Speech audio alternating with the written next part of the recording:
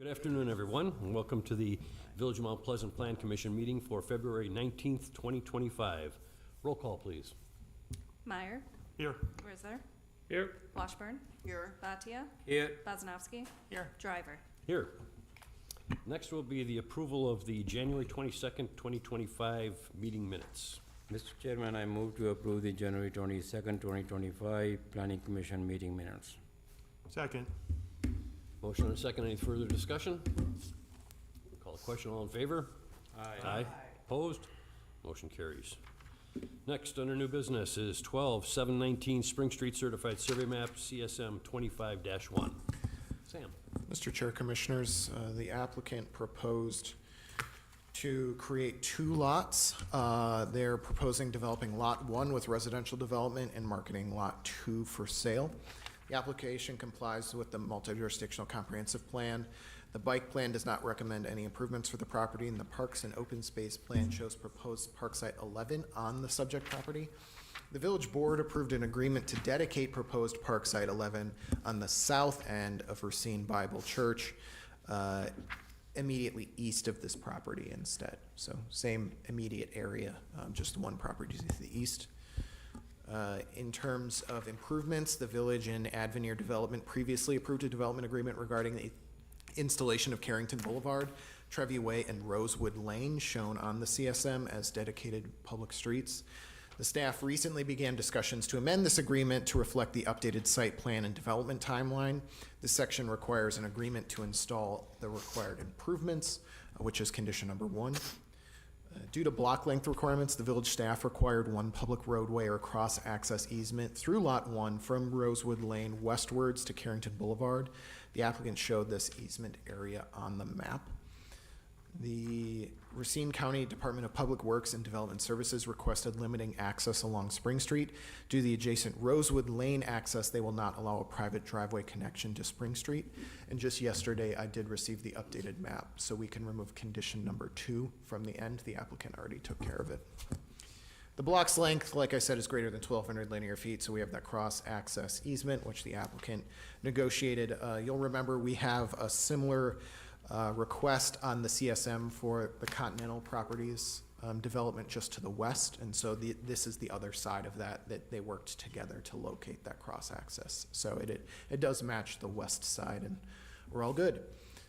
From a fiscal analysis, the village would cover its long-term projected public liabilities using the combined property value, estimated at $88 million, assuming another developer developed 150 additional residential units on Lot 1, which is about the same residential density that is proposed for Lot 2. So we just kind of mirrored that on the top lot. This analysis includes the $7.5 million incentive for public infrastructure improvements within tax incremental district number 7, agreed to in the village's previous development agreement with the applicant. The applicant submitted updated financial information to the village's financial advisor, Ellers. However, the village staff have not yet received a summary report. Due to the previous agreement's age, the projected incentive related to the public infrastructure installation may increase. However, this analysis also used older projected project values, so the collective increase of infrastructure improvements may offset the projected increased tax revenues from a more valuable project. This went through the minor land division review process for certified survey maps, and the village staff recommends that the Plan Commission moves to recommend approval of CSM 25-1, subject to the condition contained within the endnotes, and again, that's just condition number 1, as they've already met condition number 2. Can answer any questions from there. Any questions for Sam? Yeah, just real quickly, in regards to that other roadway, that right-of-way is gonna be what, north of Trevi? Is that? Which other right? There was an easement? The cross-access? Yes. Yes. When you say cross-access, what are you talking, are you talking about a road, or are we talking about Well, just, Just like essentially a private drive, but would allow public to cross over. So it's not publicly maintained, it's like essentially a private roadway that the public could use to go between the two properties.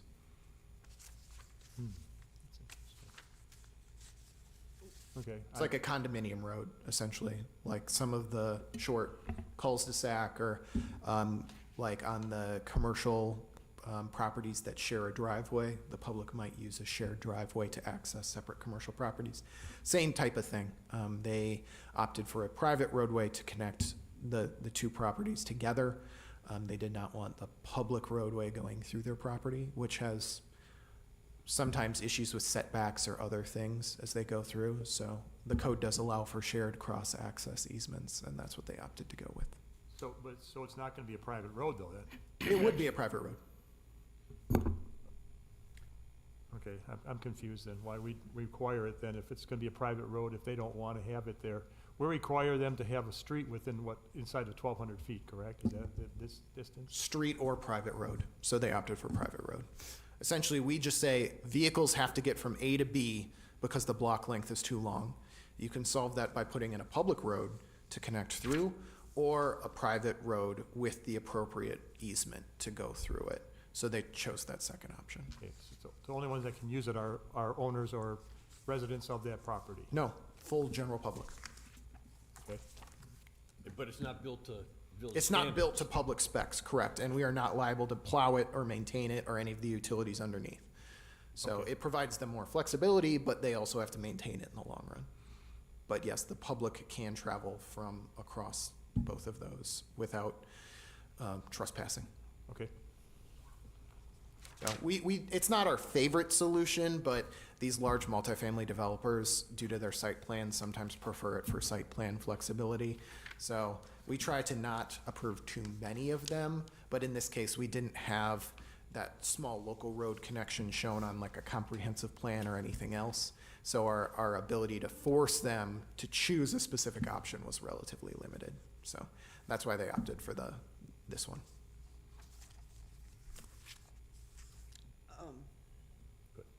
So, and you're kind of answering my question. In other words, when we originally spoke to this developer and saw these plans, this multifamily development was to go over what is now both of these parcels. Is that correct? That is correct. So they've modified their plan and, or they're going to be modifying their site plan and we'll see that, or, Residential development is just staff approved.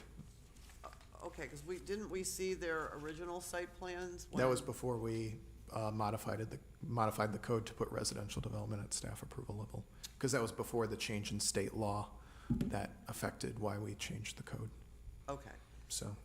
But yes, But- you originally did see the project plan back in 2020, or whenever it when we was. approved it for the TIF, so. Yeah, exactly, so.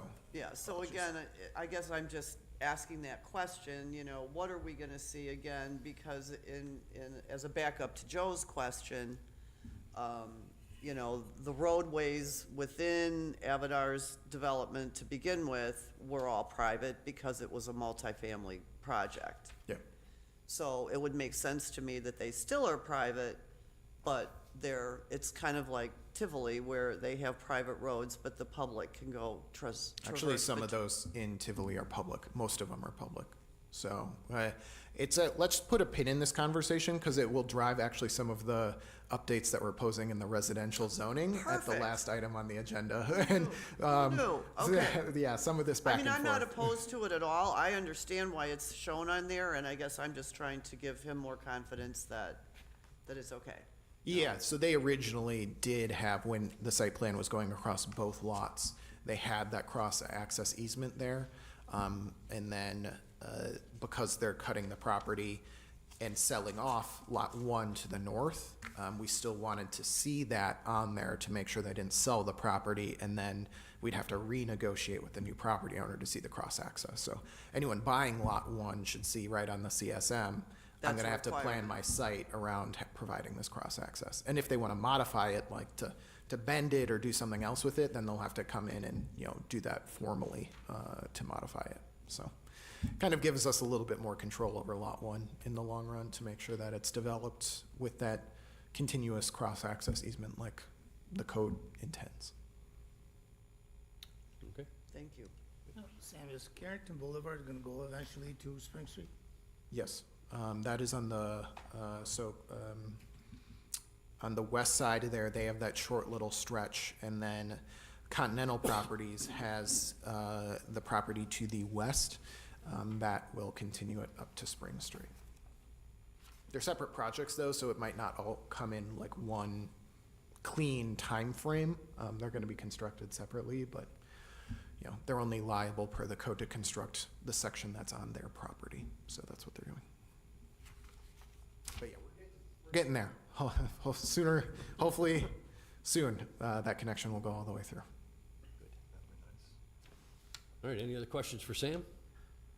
Not to that, but a related question, Sam, as you said, we did that many years ago, now they're dividing the lots, so it doesn't have to do anything with what's on the agenda, but do you have any, have they given you any timetable, time frame of when they plan to visit, to build, because it's been there for at least a couple of years, maybe more than that. Yeah, they did submit updated site plans, so we're reviewing that at the staff level. We had a couple comments on, you know, it, but it looks very similar to the last one, so you can expect to see really the same mix of uses that you all saw back in 2020, 2021. They're just scaling it down, and they had to move the clubhouse off, which used to be on what is now Lot 1. Now it's on kind of the south end, which is a little bit nice because it's more central on the site.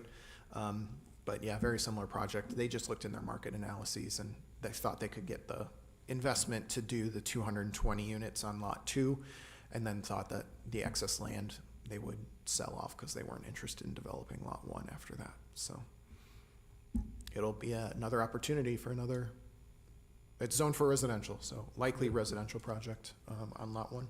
You're saying they will sell Lot 1, but in the document it says developing Lot 1 with residential development and marketing Lot 2 for sale. Oh, that's my error, sorry. They're developing Lot 2 and selling Lot 1. Okay, so I'm not hearing it. Yeah, the north lot is the one they sell. And I would expect them, they've recently said they'd like to start construction in the spring. So we're marching towards hopefully getting them out there. But again, they need to update the development agreement with the village board, all that kind of stuff. So there's a couple months of work left, but hopefully they can get out there this spring. So so they're gonna have to build either Carrington down to Lot 2 or Rosewood down to Lot 2, because those roads don't exist now. Correct. They plan on building all the public infrastructure out there that's shown on the CSM. So Lot 1 will essentially be fully improved when they sell it.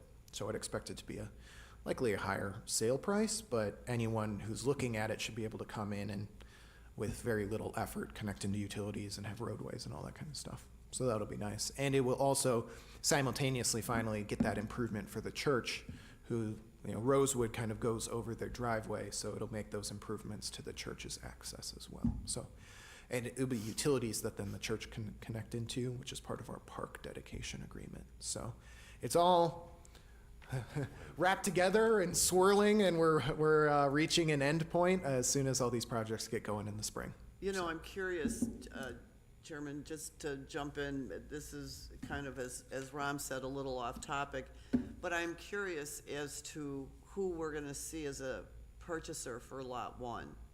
It's 18 acres, you're gonna have a lot of units out there. And although it's zoned residential, do you perceive that we might get somebody like, you know, a Quick Trip or a convenience something, or No, I think the access another is too office bad. building, or? I would be surprised if either. Residential is where the demand is.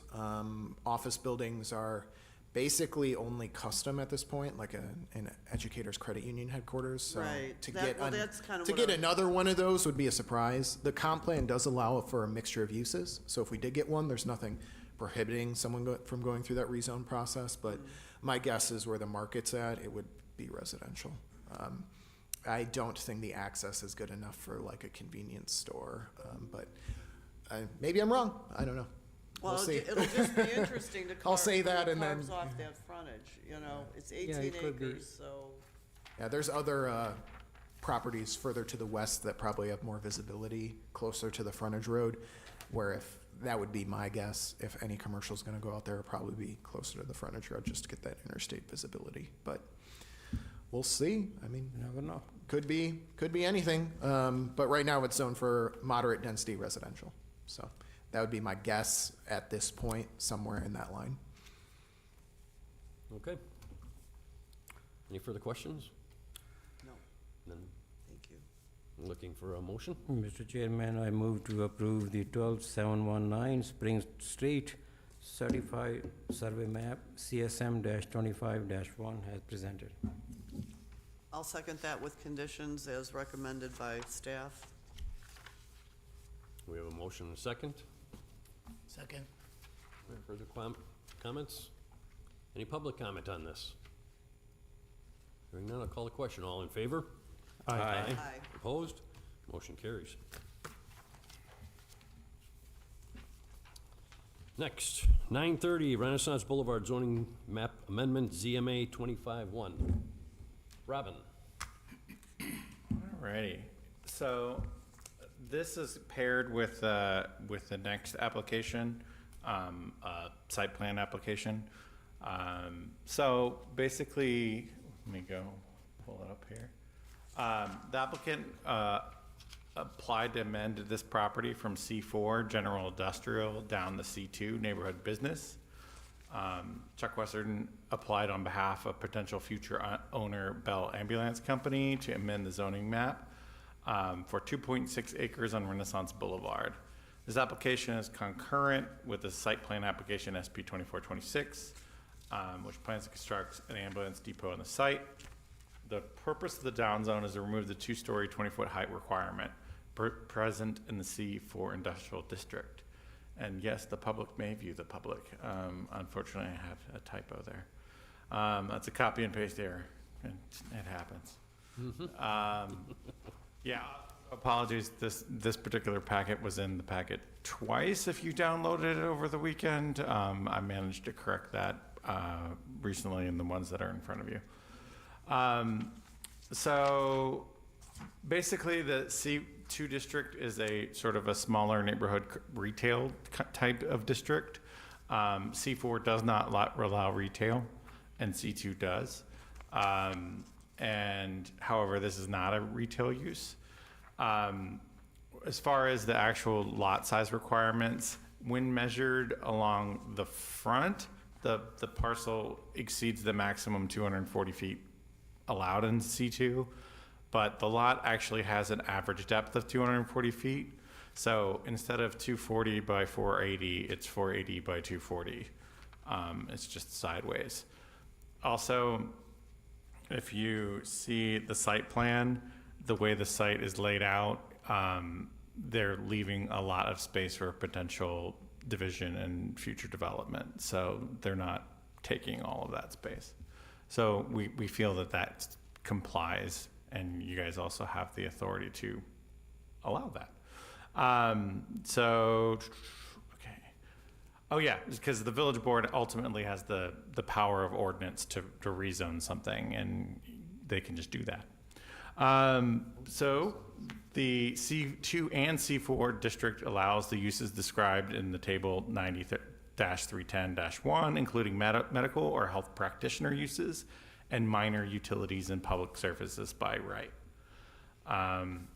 So we will review the site plan after this. No fiscal analysis was performed. I actually, on asking some of the assessor, a use like this will probably not be tax exempt. It will be taxable because it's a private company and all that sort of stuff. I don't necessarily know the intricacies of what is taxable and what is not as far as medical uses. I'm sure Dan only knows a little bit more about that than me, but suffice it to say, we didn't have a whole lot of comps in order to kind of give an accurate estimation of the taxable value of the property. However, the nearby medical offices of Ascension are some of the highest value in the village.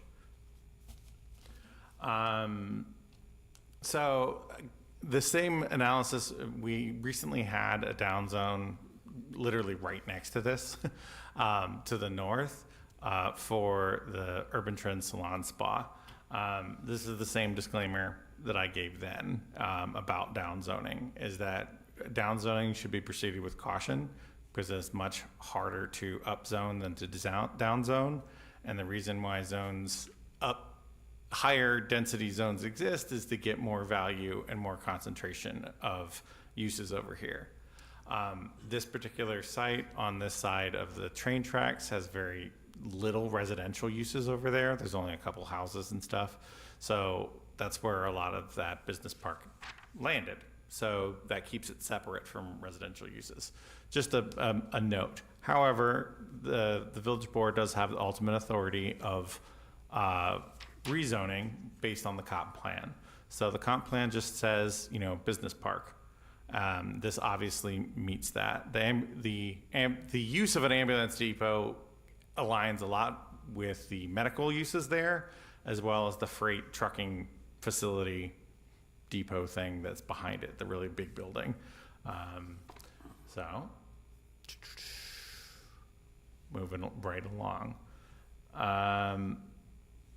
Again, that this ambulance depot could be very well the best, highest and best use for the land. It's an infill land division. It has minimal new public obligations, and then actually is an ideal spot for an ambulance depot, because they come out there and then boom, they're right at a controlled traffic signal that leads to our biggest state highway.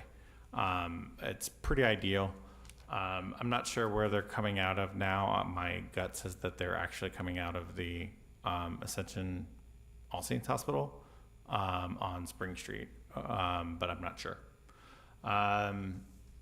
So also in the comp plan, emergency services such as reducing ambulance response time is a positive for the health, safety, and welfare of the village. They're on. So that's it as far as the zoning is concerned. It's the same kind of decision that we had about the down zoning. I do want to stress that either zone, this use is allowed by right. All they want to do as far as down zoning is get rid of the requirement of having it be 2 stories, considering the use that 60% of the building is garage. It makes sense on the top level. We haven't really gotten too many, comments about this, about the public notices. We did get one from the owner of the Urban Trend Salon Spa wondering about the sirens and potentially disrupting or being loud to their customers, considering they're just starting construction and all that sort of stuff. It's understandable that they would be worried. I'm not an expert on ambulance sirens or whatever, but I don't think they would be leaving out of that depot with sirens blazing all the time. I think it's only when they need to cross a red light or something like that. But perhaps they can illuminate it a little bit more. Any questions for me? One quick one in regards to, why did they not split that lot first and do that at the same time? Since they have no use for it, or they're not gonna be using it? MLG, the owner of the business park, has kind of authority over like land uses and whether or not stuff is split or whatnot. They have I included like their sort of review from the Renaissance Business Park sort of association in the packet. It's rather intense for what one of those things are. So they have stricter architectural and setback guidelines than we do. And generally they're tough to work with. It's basically what our zoning code was about 20 years ago, is what kind of standards they're applying. So Yeah, I saw that's why. They also want approval from Sturdivant, so just so you know, that's in there. Yeah. That's in the history that this was transferred, this site was transferred over in 2017. Yeah. So that's actually creates a lot of like wrinkles about this, because Sturdivant is listed as an enforcement partner of all of this, and they're no longer the government of question. So I'm not a lawyer. It seems a little bit skeptical to me. Okay. Mr. Chairman. Robin, just a couple of comments. Number one, yes, I realize that it's a private company, Bell Ambulance, but is there any comment from anyone in the South Shore Department? Positive, negative, doesn't matter, whatever?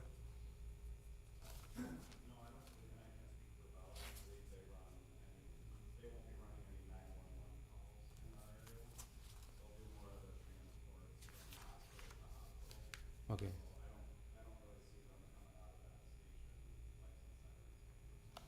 Yeah. Understand. Okay. Yeah. Okay, cool. It's good to be right sometimes. Yeah, also on your comment about the sirens, I remember in 2018, when you were proposed building that EMS station on Emerson, right Yeah. in the residential, people were totally against that for that reason. I used to live close by, and I remember that the fire chief and the fire department, they said, no, we don't come out of there with the full siren, and it's been like 6, 7 years. There Right. has not been any problem, so I would not be concerned. Yeah. And this one is a commercial area, that is right in the middle of the residential area. Right. Right.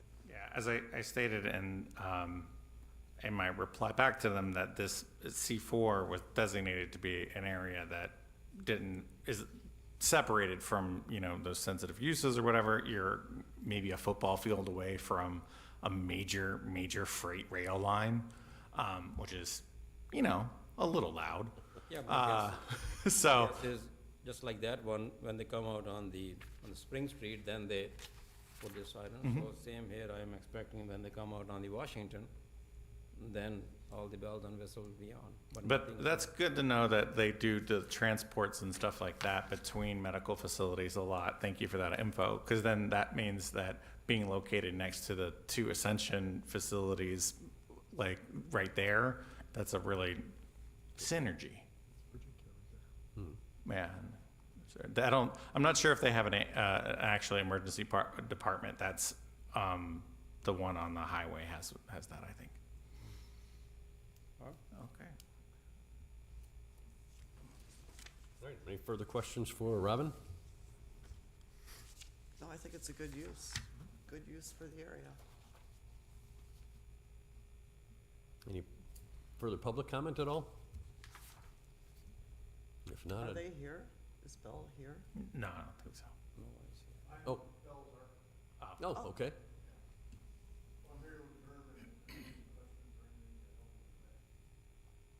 About the site plan and stuff. Yeah, when we get to that, we might have some questions for you. If there's no further questions on the zoning amendment, then looking for a motion. Chairman, I will make a motion to move forward with approval to the village board, the zoning map amendment ZMA 25-1 for 930 Renaissance Boulevard, subject to staff comments. Second. Motion and a second. Any further discussion? I'll call the question. All in favor? Aye. Aye. Opposed? Motion carries. All right. Sticking right with it. Go ahead, Robin. All right, so all of the details about the site are exactly the same. This is, I need to go backwards. Okay, so the site plan for the thing, so you guys basically took out, one of the concerns is about the general height of the building.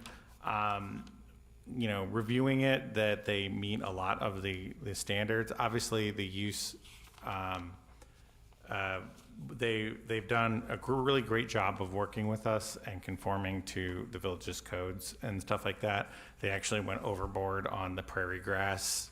The whole thing is seeded with native prairie grass, which, if Sam and I have our way, will just like pretty much cover all the random sort of almost vacant areas of the village, because that's what it came as, and that's good for a lot of different reasons. So this is an emergency services building. It's going to operate 24/7, but it's also going to operate as sort of a home base. They won't always report back to here between calls. And there is sort of like a lounge resting area. It's not a it is sort of like a quarters, but it's not a residential use because people won't be like living there or anything like that full time.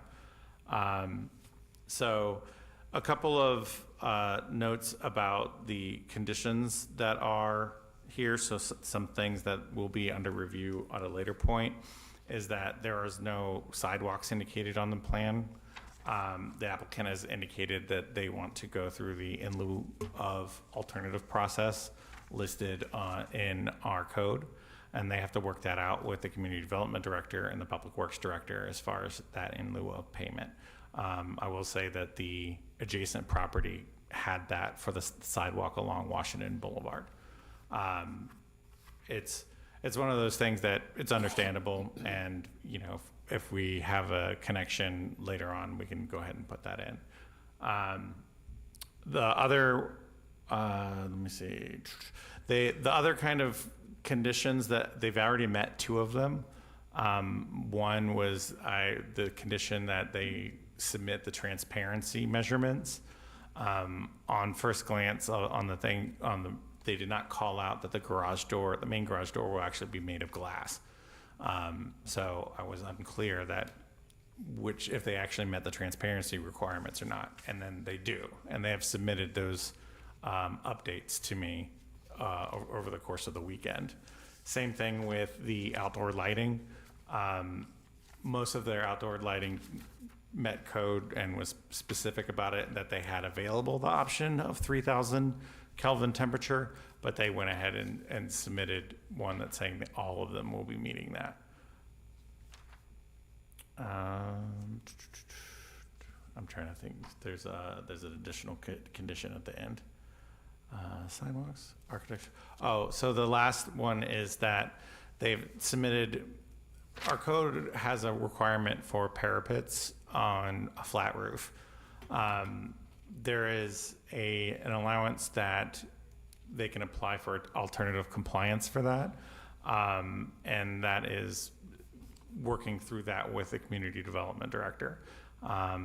They have indicated that because of the use and because there's no need to screen anything on top of the building, that they don't need the parapets.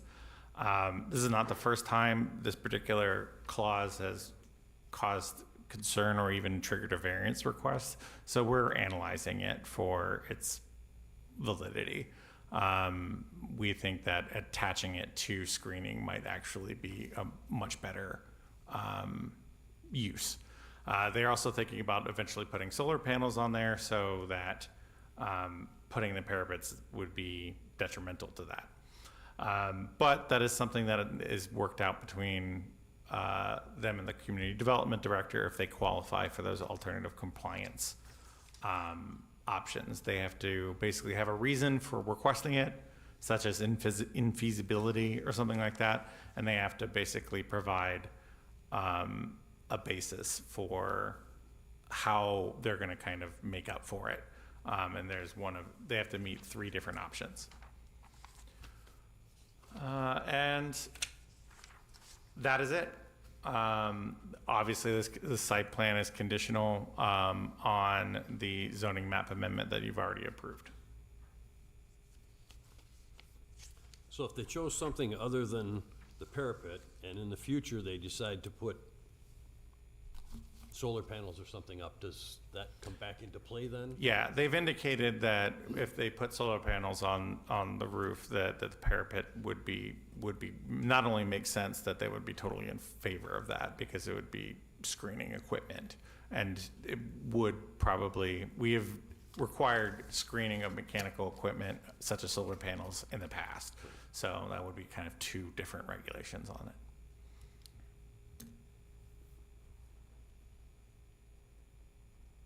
Any more questions? Any questions of the applicant? We can have. I him just come have up. one comment in regards for the architect, that on your drawing A2-2.1, you've got the east and west elevations switched. Okay, because I want to know where that sign was going to be, and if it was on the west, didn't make any sense, and that's what happened. It was just kind of weird. But anyway, those just have to be switched. If you wouldn't mind, if you could come up to the microphone, give your name and address, just for the record, so we know who's speaking.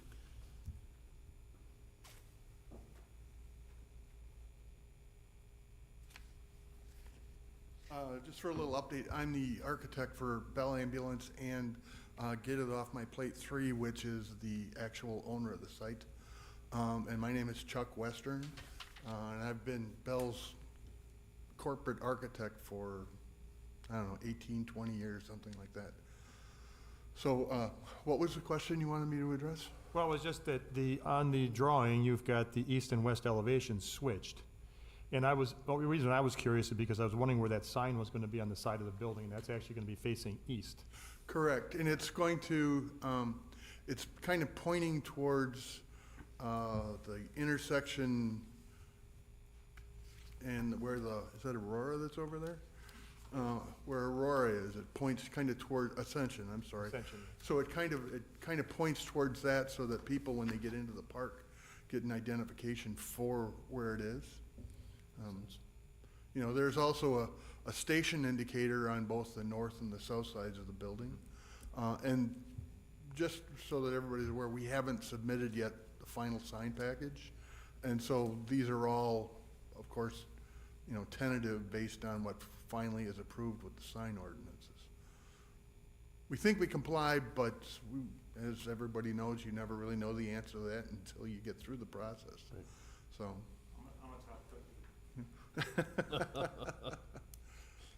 Any further questions? No. Okay, thank you. Thank you very much.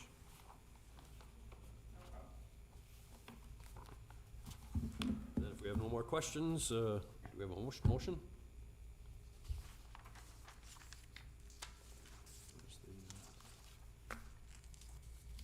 Mr. Chairman, I move that we to approve site plan 2426, subject to the conditions listed in the end notes. Second. Motion and a second, any further discussion? Hearing none, call a question, all in favor? Aye. Opposed? Motion carries. Good luck, thank you. You bet.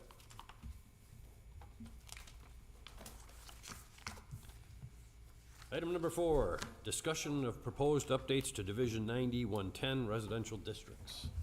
Sam?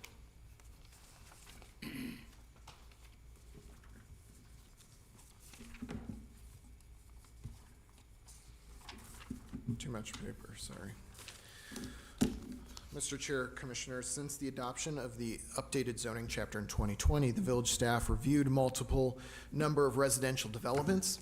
The feedback from existing property owners and potential developers has been overwhelmingly positive, with many finding the increased flexibilities, consolidated standards, and permissive outbuilding allowances valuable. These award-winning updates better align with the state building codes, market realities, and the land use recommendations of groups including the American Planning Association, AARP, the Southeastern Wisconsin Regional Planning Commission, Racine County Economic Development Corporation, and the village's own comprehensive plan. However, during these reviews, the village staff noticed that many developers struggled to understand the differences between the districts, oftentimes due to the different lot standards for different building types within the same zoning district. For example, a townhouse in the RM2 zoning district has a height limit of 35 feet, but a multi-unit building has a height limit of 40 feet. This circumstance makes it more difficult for developers, the Plan Commission, the Village Board, and the general public to ascertain the differences between zoning districts when evaluating potential amendments to the zoning map.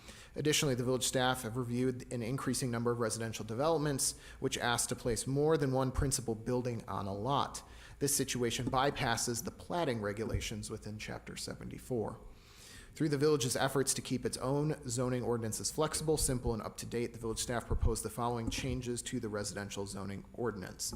I should say these are proposed changes. This is not the final ordinance, so we wanted to, have a little bit of a discussion with you all today to get some of your feedback. They are, number one, we updated the detailed descriptions of the districts to explain where applying those districts is appropriate. For some of these conversations, for example, that old Green Bay Road development that had a lot of neighbors show up, they tried to apply some some moderate density zoning within the block, to which the neighbors and the Plan Commission and the Village Board have gone back and forth on location and where is that appropriate and all that. So we tried to, at a minimum, write those district descriptions to talk about where some of those are, where developers should be applying them, where they're applicable. So for example, RM, the moderate density residential district, accommodates a broad variety of residential building types at a moderate scale. The village intends RM lots to make up the bulk of its urban-style residential neighborhoods or have frontage along collector and minor arterial streets with shared rear or limited access. So just trying to kind of beef up some of those descriptions to get out ahead of some of those conversations.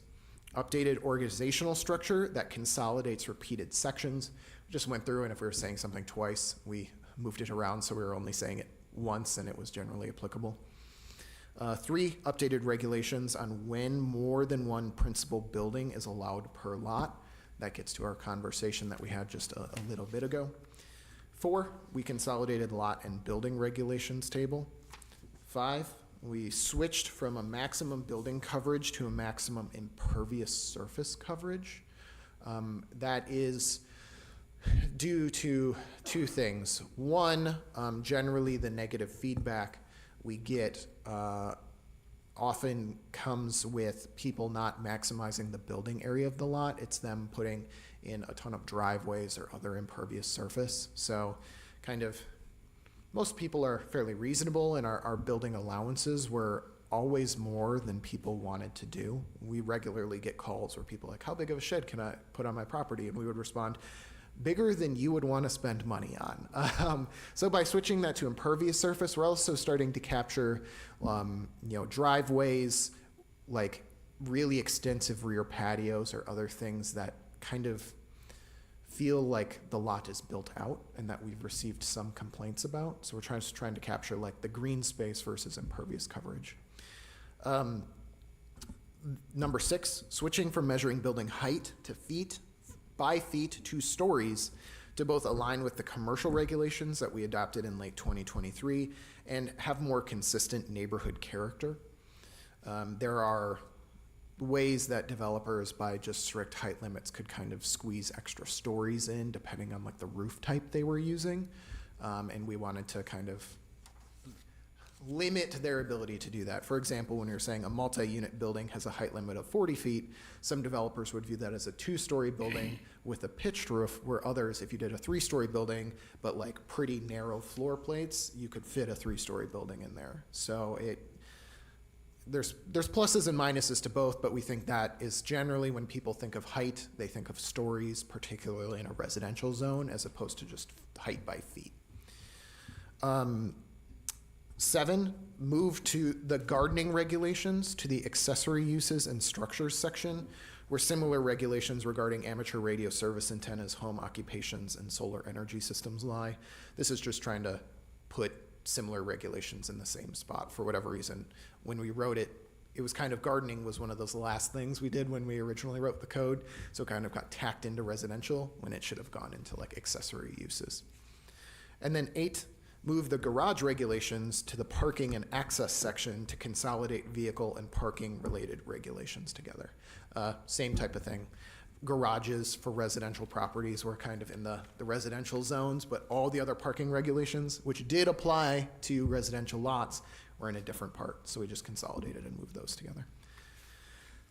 So those are the large changes. I think one specifically that I wanted to talk about was that when more than one principal building structure is allowed on a lot. This is something that we've seen, like your fiduciaries, your Wangards, your Continentals, your multi-unit building developers, your kind of apartment, larger condos, that type of thing, utilize. And we think it creates some unintended consequences. So the pure basic development timeline should be that if someone has a big chunk of property, they would come into you all for zoning and the village board to zone it appropriately for what should be in that. At the same time, they would come in for a land division document, either a CSM or a subdivision plat, depending on the applicable regulations. So you all get to see how the land is being chunked up and what it should be applied for. That CSM or platting process has a lot of standards in it, so we can make sure that there's public road standards, pedestrian access, street trees, all this kind of stuff. Which then, when you get to the zoning chapter of what buildings can I build on that property, it starts to make a little bit more sense why that review would be at the staff level, right? Because it's like a single-family home. Someone comes with a building permit, we review it, does this meet the zoning and building codes? You can move on your merry way, and there's not these like grand kind of site plans that have a bunch of principal buildings spread across the site. I think that's pretty common for like commercial industrial development where you'd have more than one principal building on a site, and a manufacturer might have multiple manufacturing buildings on a site or something. And we consider that in the code already. But on the residential side, this kind of post-2008 market crash has really put more emphasis on these multi-unit buildings where it's one big parcel, but they have 15 residential buildings across the parcel. We think the long-term flex, that kind of avoids them going through that platting process that I just described. And it means that we end up in more conversations where people, like the differences between the zoning districts or where specifically the village board is being asked to apply to those zoning districts, it loses a bit of nuance, because instead of saying like, this whole plat, we're gonna apply RM over here, but maybe RL against some existing neighbors, or, you know, those kind of nuances that we can work through in that zoning planning process. Instead, they're just coming in and like, one parcel, it's all RM2, which has had some unintended, you know, it's made people nervous, and we've had a lot of conversations about those types of developments. So we're really trying to get back to basics and go through that planning process.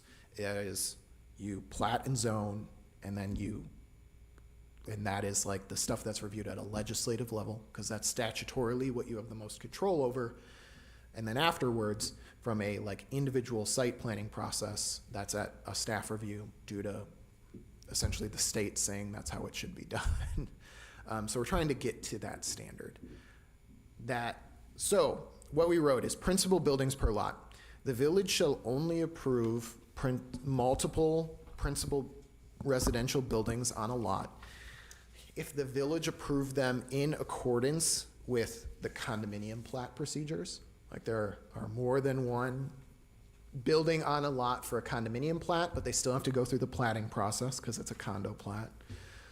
In accordance with 90.2.1.12, which is the cottage court development. Remember, that's like the series of kind of like small homes around a central courtyard, but it caps it at 10 buildings around that courtyard. So it's like a limited small scale development for which we have specific rules in. Or the property owner submits a plan showing how they could subdivide the lot so that each such principal and accessory building would comply with the regulations of the subdivision and the zoning chapter. So if they do want to come in with big single lot development, they're still gonna have to give us the evidence that now or in the future, they could subdivide it and it would still comply with that chapter. So we're trying to capture those rules and regs on the front end.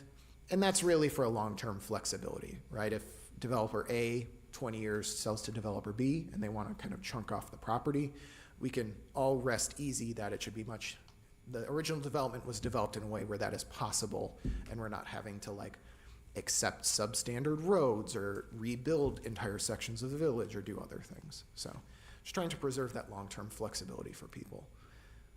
Ultimately, and not like, I don't mean to disparage certain developers. They take advantage of the rules and regs and market conditions that they have at a given time. But I think when you look at like the fiduciaries or continental projects, they're provided much needed housing, but there's a lot of like interconnected parking lots in a way that sometimes doesn't look like a blocked kind of neighborhood per se, right? With like streets and some organization. They're really taking pre-designed buildings and then fitting them to a site instead of subdividing a lot and designing buildings to fit on those lots.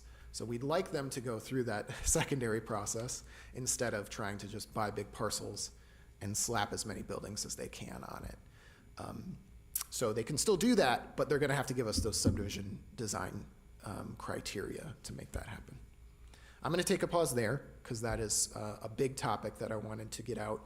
We had a conversation at the village board to try to look at, or at the committee of the whole, to try to look at some of these standards, and that's really our main effort to solve some of these kind of neighbor complaints. We're never gonna have everyone happy in a development, but by making them go through the process, hopefully in this way, we can have those discussions in an organized manner, and get all of the subdivision plating information out on the front end, so you all in the village board can make more informed decisions.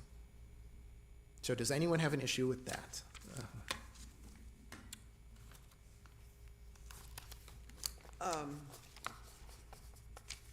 I have to admit, I'm a little overwhelmed by this packet, turning pages, and I printed the chapter that we're talking about today at home so that I could read it a little more easily. And so I think that what we're doing is going in the right direction. So, but at this point, I still am not sure how I feel about the fact that what you're encouraging us now as a plan commission to be a part of is the site plan as it lays out, and then you're gonna do the rest with all the buildings and whatever. And that's the way the code works right now? Correct. And that is primarily due to, if you'll remember, we changed the ordinance to have residential buildings at the staff approval because Wisconsin 2023 Act 16 said that the village must grant a permit if someone applies for a residential building and it meets all the standards of the village at that time. You cannot deny it nor tack on additional conditions to it or force them to change it. So that we put it at the staff level because we didn't like other things in like limited conditional uses, for example. We don't want the plan commission or the village board to be in the position where they have to legally approve something, but everyone is against it. Like you're taking away that kind of point of unnecessary conflict. Essentially, all residential buildings in the village should work like a single-family home. Someone submits a permit, we review it, it gets approved if it meets all the zoning criteria. If not, they might have to apply for a variance, or they might have to go to a plan commission specific, exception. Some things defer to the community development director for like landscaping. Sometimes I can work with people to modify it slightly. But ultimately, yeah, the state statutes prohibit you from denying something that meets the code at the time of application. So that is why the code works that way, and why the statutes do give a lot of leeway to the plan commission and village board regarding platting and zoning, which are legislative decisions more than they are kind of like by right decisions for essentially building permit. And so by putting more focus on the platting and zoning process, we think that kind of balances what the state law says with still making sure that you all are getting a look at these projects as they're going through.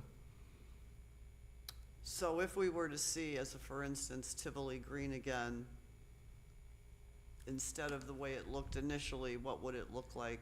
It would be it would be a certified survey map to chunk up the property, so every building would have to be on a separate lot, including the clubhouse and everything else. So it would be and to dedicate the public roadways or denote private easements, all that kind of stuff. So CSM. And then CSM or plat, if you've got 20 buildings, you're gonna have 20 lots? CSM, the state allows you, if it's not single or duplex, you can go through the CSM process instead of the platting process. I see. So really only single-family homes have to go through the formal, and two families have to go through the formal platting process. But they still have a CSM, and our CSM guidelines require basically everything that you'd need to submit for a plat. We have really beefy CSM guidelines compared to a lot of other communities, specifically for that reason. So they can put 20 parcels on a on a CSM for, As long as they're not intended for single or two. Secondly, they would have to also submit the zoning map application to amend the zoning map for whatever district they're going after. So Tivoli is a mixture of RM2 and RH1, so they would have had to submit that. It's the different phases and the number of units they have per building. So they would have had to submit that zoning map application at the same time. So, you wouldn't have seen the building architecture per se, but you would have seen any concepts that they submit as evidence with their zoning map application. Typically, a good developer will submit, here's kind of what we're thinking and the buildings that we're gonna do. But really, you'd have the zoning district and the subdivision plat. So, Okay. that is how that is intended. Many of the other rules and regs didn't change throughout this from a individual like building type scenario. So like specifically how someone, like rules and regs regarding twin houses, townhouses, multi-unit buildings, cottage courts, accessory dwelling units, most of those did not change. I cleaned up some of the language to like consolidate it where we were repeating things section by section. But other than that, I didn't really change how we're reviewing these or any of the allowed, like a cottage court still requires 400 square feet of open space per unit in that common area. So things like that didn't really change. It just got reorganized as you read through it. And I'd like you all to kind of I'm not asking for your full and complete feedback, like please send it to me Okay. as you have over the next month, and we'll take a month or two to digest, and then we'll work towards an ordinance. So this is kind of your first crack at something in text. The next and kind of last biggest change is to consolidate the lot and building regulations into a single table. So here, there are some changes. What proposed merges the RL, the RM, and the RH districts together. So we're essentially going from 7 districts down to 4. The RE district continues to be between 1/2 acre and 10 acres. That is our large lot, big home. Those regulations didn't really change at all. You want to advance the slides too? Sure. There we go. RL continues to be kind of our standard subdivision lot. That's 55 feet wide by 120 feet wide. That range, that's the current range, and that did not change. So that is our what you think of when you think of a lot of the single-family housing in Mount Pleasant falls within that zoning district. The RM district did get consolidated, and this is a point where we'd like some of your feedback. This is really intended for, like I said, our urban lots or our urban neighborhoods closer to the east side of the village that are near the city of Racine, where you do see a mix of building types. Sometimes you see apartments or triplexes or duplexes, a lot more mixed in, commercial on the corners, things like that. So RM is trying to get at that. The question we have for you all is, right now it's proposed as essentially like everything up to about that like 20 unit walk-up garden style building. So like RM would be what you'd see at the fiduciary project. That is what they're zoned down on Braun and 31. Robin brought up the point that there might be value of having some sort of district between RL and RM that caps at like 4 units. So like the kind of standard Mount Pleasant 4-unit condo that we have a lot of from like the 90s. So if you think that is of value, we can certainly add that in there. I think there's pros and cons to both. The pro would be it is like a little bit more of a gradual step in density. I think the con would be that it makes those existing RM, like what we'd convert to RM wouldn't have as much building rights, like they wouldn't be able to go as big. For neighborhoods that we would like to see some more reinvestment in, we would be capping those at probably 4 units. So that's where I'd like to take another pause. Robin, if you have any comments on that RM kind of, district between RL and RM, where you want to see that? Yeah, so I just have side thoughts, and this is all, you guys are getting a window into like sort of Sam Robin discussions and like a 4 o'clock, 5 o'clock on, Wednesday, Tuesday, whatever. But basically you know, I'm a little bit of a liker or fighter for like some of the medium zones. The RL2, I like to basically say is sort of small lot, 1 and 2 family, and then the RM1 is basically what I like to call like the missing middle, which is 1 to up to 6 units. Trying to get a lot of the 4plexes, and we don't really have 6plexes, but that's just what we went up to. And that we could get, and that is generally the perfect amount of density to kind of meet all of our metrics as far as financials. So if we just did that, that would hit a lot of it. And people normally we don't have necessarily a huge amount of resistance to like 4plex condos, they're everywhere. But it's the bigger buildings that generally are the point of contention. So perhaps separating those out might be of value. I did want to kind of say that I also like the impervious surface idea. This is a little bit backwards, but how that connects to stormwater. Like stormwater is the thing that we have to manage as a village. Like commercial developments always have to submit a stormwater plan. But, that's why to have every single residential property be completely exempt, even if they pave over the entire thing, seemed a little bit weird. So that kind of tying those processes together. Sort of back to this. I think Sam's always really good about consolidation and, narrowing things down. And the way to kind of look at it is you're narrowing down all of the building type regulations into one set, and also skinning up the number of zones. I don't think necessarily we have to do both. 4 tables is too much.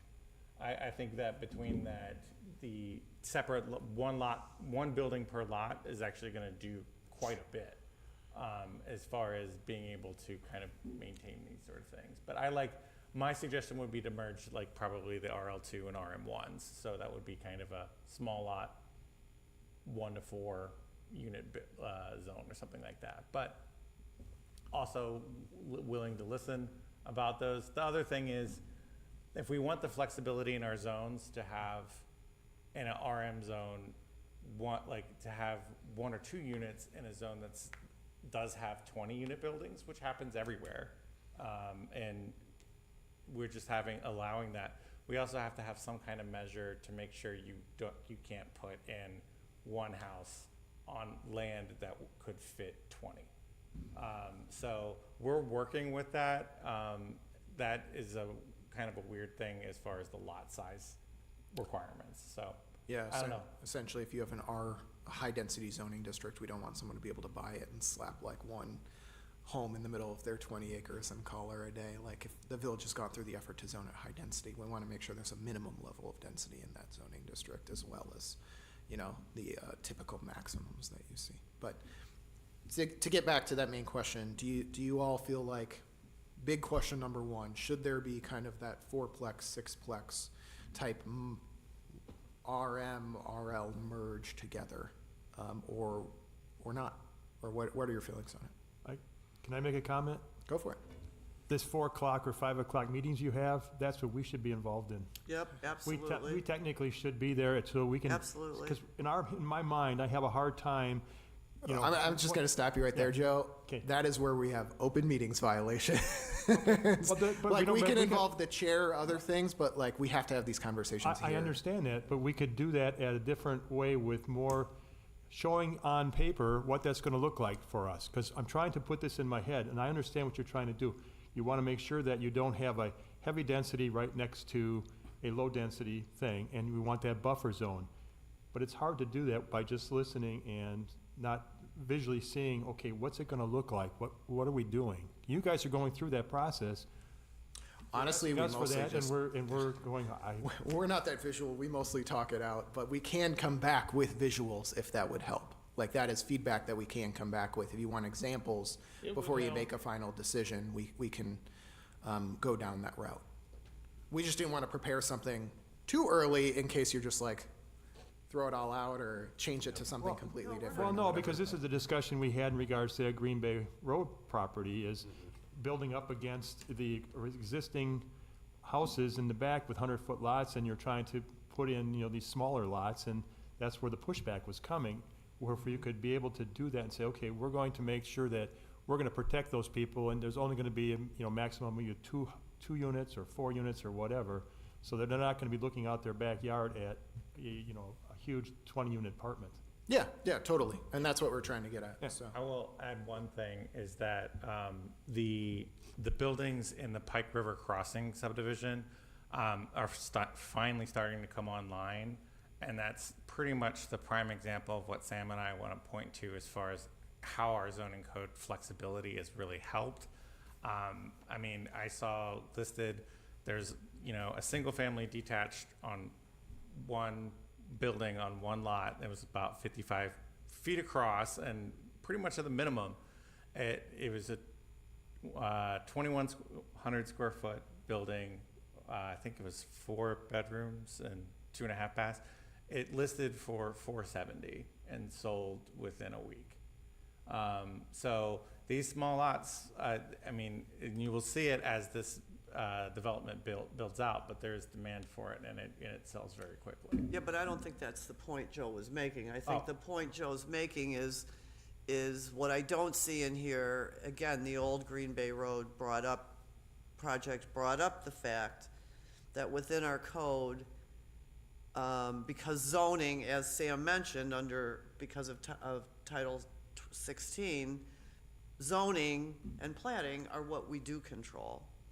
So I don't see at this point in here what is helping us in regards to that neighborhood situation, and I don't see how that's allowing us to protect them through zoning, number one. And number two, to directly answer your question, I do believe we ought to split it up. I think the 4-unit buildings are gonna come back very strongly in the market. I know one that's being worked on, a building's being designed right now for a parcel. So, I think that it is kind of an interesting zoning category in that having that 4 to 6 unit per acre category. I would like to see that split back out. Yeah. Ram? Mr. Chairman, I want to bring this discussion from a different point of angle. Number one, I respect Nancy's opinion because that's her expertise. That's what she does for a living, so I appreciate that. And Joe makes a great comment, if we have a visual, we can better understand. While I'm listening to, and Sam mentioned pros and cons, I was also thinking from the one angle would be like we are going through the Green Bay Road, the neighbors are making the comment. But the other angle would be from the development point of view.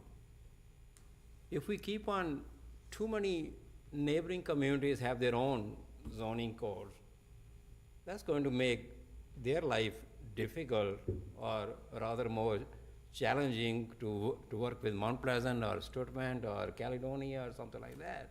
So we should not. They're all used to that. It That's could their be. job, is to Again, learn the codes in the But I'm different kind of thinking communities. over, from the point of view of a different angle. So to address that issue, one way would be to find out what the surrounding communities are doing and have some kind of consistencies, and the other one is, like we are discussing, we do it, Mount Pleasant, you lead it, you make the changes, let the other copy and paste.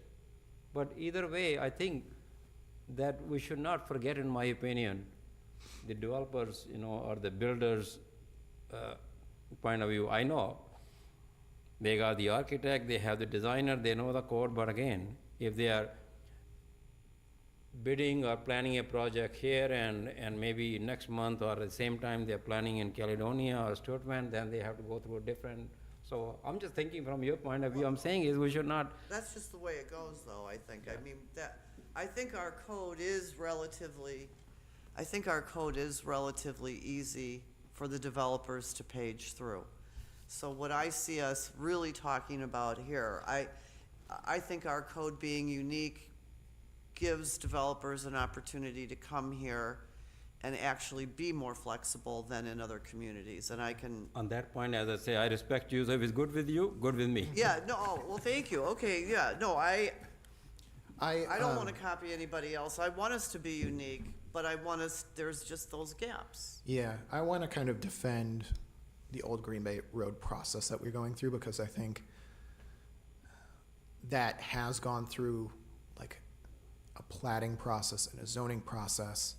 And it's kind of, the process has worked as intended. It wasn't like perfect from the beginning, and then the village board denied it, and they came back and they had a revised one, and then the village board denied it again, and now they might be back with a third proposal. So, you know, I think that process, when we're pairing platting and zoning, it is working as intended. It does, to Nancy's point, we are trying to figure out how we are like trying to balance existing landowners, but also acknowledging that their subdivision was developed in the 90s or whatever, and that's not what we're going to see today at the same point. So we are trying to, that's why we're asking about like, is the fourplex zone right or whatever, because we're trying to just build in that gradient of like what can be next to what. So when they are coming in with that platting plus zoning application to you all, you know exactly like they were applying zone X to area Y, and we are or are not okay with that. And you can give them specific feedback on that type of thing.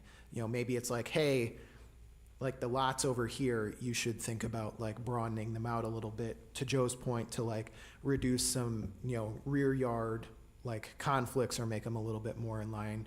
But across the street, you could apply a different zone or things like that. So I think, like, I don't view that as we don't have a lot of controversial like zoning meetings and stuff, maybe one a year, right? But it is, sometimes that is the process of like how the sausage gets made, and I think that process has worked pretty well. You know, the developer might say, hey, we wish our first application would have gotten approved, but obviously the village board wasn't willing to do that. So they've had to make changes and come back with something substantially different. So we'll continue to work on those differences and bring back some visual representations of them for you all.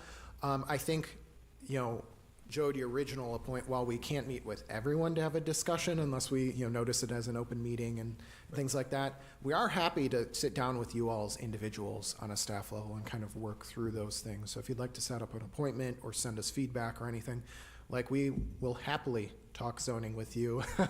You know, anything from a morning coffee to a working lunch to at the 4 to 5 p.m. that Robin said, like, we're available for you guys. So if you want to come in and have those conversations, we can continue to refine this thing. And we're just going to have to do it in a way that if we're having collective discussions, it's in an open meeting. So.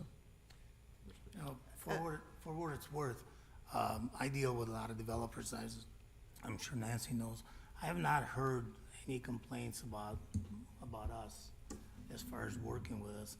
And most developers, at least my opinion is, they just want to know where to stand, what the rules are, so they know what they're dealing with coming in, rather than changing them each time. You know, each time they come over and supply something, then we end up changing them, and they go back to the drawing board. And I think the surrounding counties have an issue with that.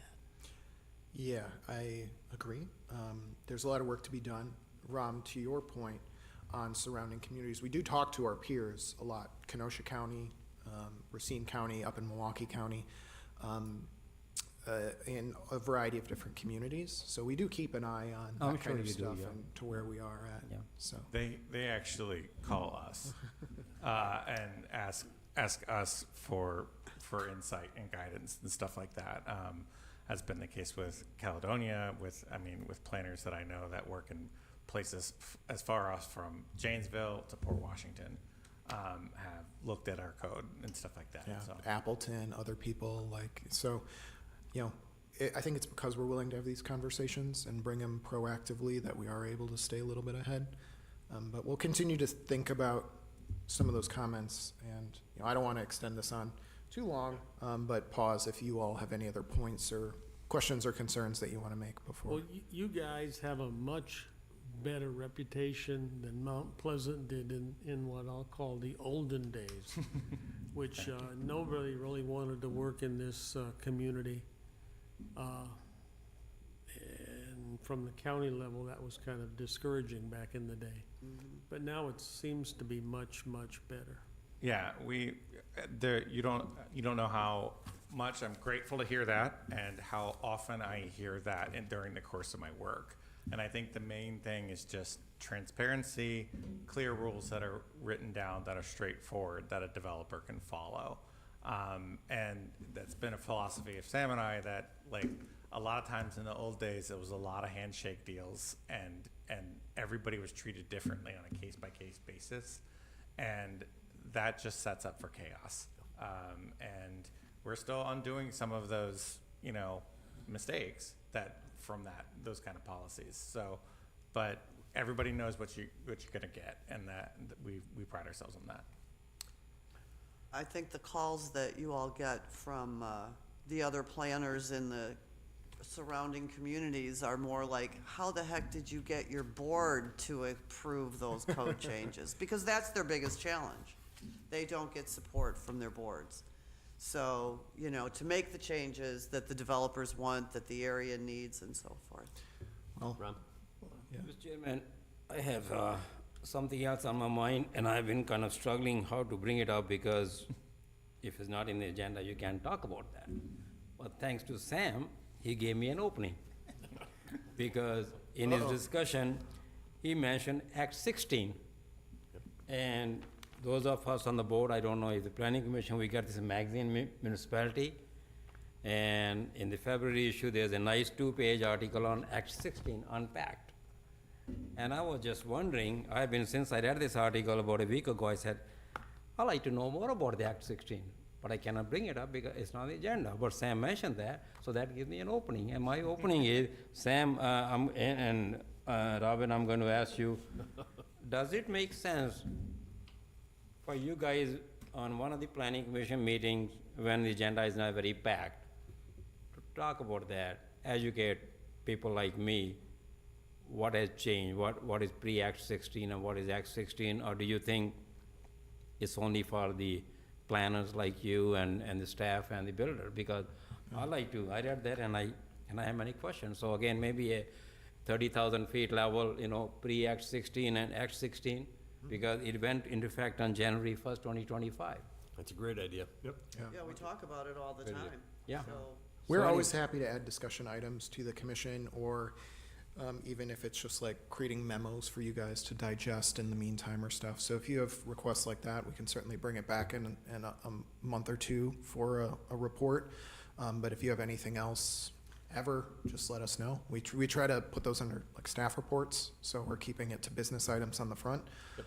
But we can do that here, we can do it at the committee of the whole, we can do it, wherever. We can sit down individually. It could be a committee of the whole for the rest of the board, but on the other hand, for the Well, I planning think the commission and plan- the commissioner. Let's just say we're gonna put it on the agenda for an upcoming meeting. Yeah, we'll have it in like the next month or two. We can do Yeah. a short summary for you all.